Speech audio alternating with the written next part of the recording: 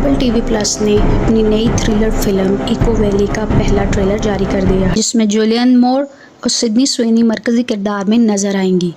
कहानी का मरकज एक फार्म है जहां कैट यानी कि जुलियन मोर एक पुरअमन जिंदगी गुजार रही होती हैं और घोड़ों को तरबियत देती हैं।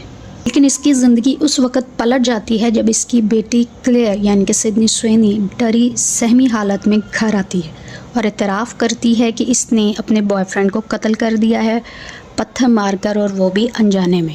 Clear is addicted to drug that make the story more complicated. अपने बेटी को बचाने के लिए कत्ल को छुपाने की कोशिश करती है, लेकिन जल्द ही एक अजनबी डोमिनल इनके राज के बारे में जानने लगता है। This film is a suspenseful emotional journey जहाँ एक माँ अपने बेटी के लिए किसी भी हद तक जा सकती है।